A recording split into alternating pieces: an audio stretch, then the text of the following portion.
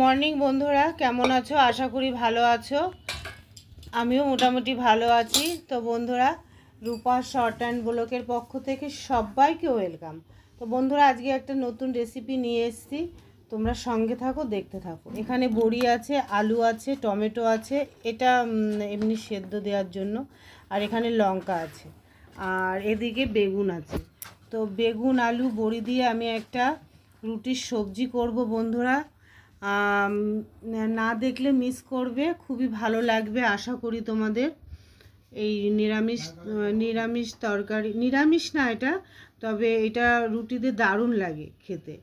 আর যেহেতু টমেটো একটু বেশি দিয়েছি, একটু টক টক হবে, ঝাল ঝাল হবে, সামান্য একটু মিষ্টিও দেবো, দারুণ লাগে খেতে। আমি খেয়েছি, করেছি, তাই বলছি তোমাদের।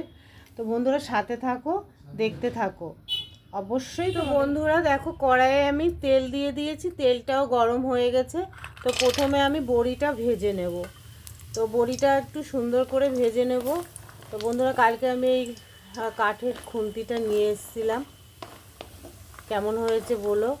তো বড়িটা ভাজার পরে আমি এটা কিভাবে রেসিপিটা করি, তোমরা সঙ্গে থেকে দেখতে থাকো। তো দেখো বন্ধুরা, সব উপকরণগুলো আমি কুকারে বসিয়ে দিয়েছি, আলু, বেগুন, টমেটো, আর দিয়ে দেবো ভেজে রাখা বড়িটা। বড়িটা তো ভাজলাম দেখলে। তো একদমই একটু নতুন ধরনের রেসিপি, তোমরা দেখো। আর দিয়ে দেবো পরিমাণ মতো একটু জল, আর দিয়ে দেবো হলুদ, পরিমাণ মতন লবণ। তো বন্ধুরা, আর দিয়ে দেবো একটা লঙ্কা।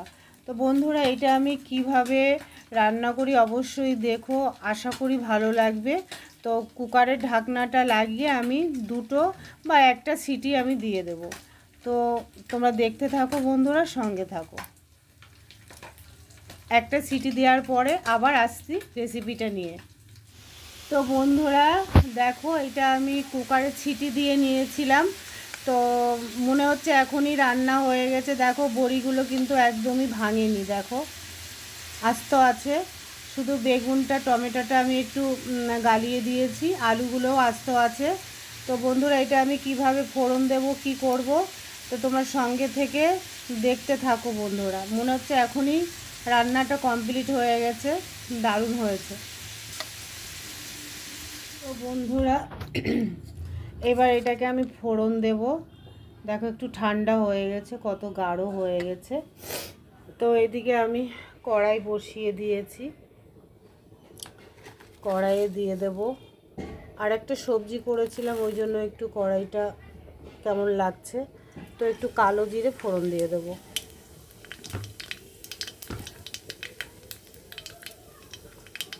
আর দিয়ে দেব একটু পেঁয়াজ।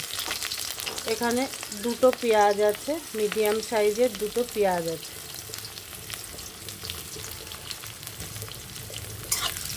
তো ফোড়নটাকে সুন্দর করে আগে ভেজে নেব বন্ধুরা।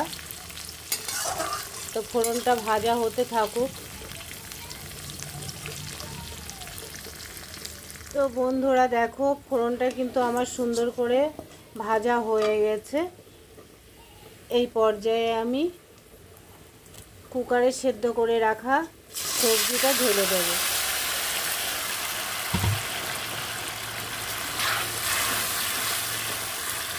বন্ধুরা দেখতেই তো পারলে কত সিম্পল নর্মালভাবে আমি রান্নাটা করলাম। আর এই পর্যায়ে আমি একটু চিনি দিয়ে দেব, আর দিয়ে দেব একটু ধনেপাতা,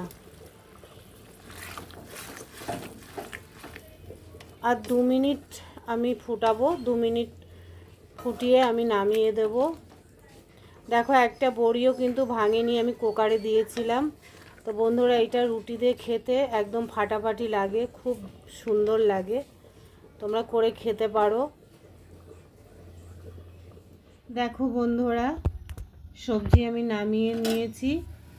তো দেখো একটা বড়িও কিন্তু ভাঙেনি, দেখো সব বড়িগুলো আস্ত আছে। আমি তো কুকারে দিয়েছিলাম দেখলে। আর এটা কিন্তু দারুণ লাগে সবজিটা বন্ধুরা, সত্যি বলছি। আর রুটি দিয়ে তো দারুণ লাগে। তো আমরা রাত্রেবেলা এটা রুটি দিয়ে খাবো, এখন একটু ভাত দিয়ে খাবো, রাত্রে রুটি দিয়ে খাবো। আর আর কি সবজি হয়েছে সেটা তোমাদের দেখালাম না, শুধু এই রেসিপিটাই দেখালাম। তো তোমাদের কেমন লাগলো অবশ্যই জানিও বন্ধুরা। আর এইভাবে বেগুন দিয়ে টমেটো, এটা একটু ঝাল হবে, একটু টক হবে, একটু সামান্য মিষ্টি দিয়েছি। তো খুবই সুন্দর লাগে, আর বারবার বলছি সত্যি খুব সুন্দর লাগে তরকারিটা। তো তোমরা এইভাবে করে খেতে পারো বন্ধুরা। আর ভিডিওটাও বাড়াবো না। শুভ দুপুর বন্ধু।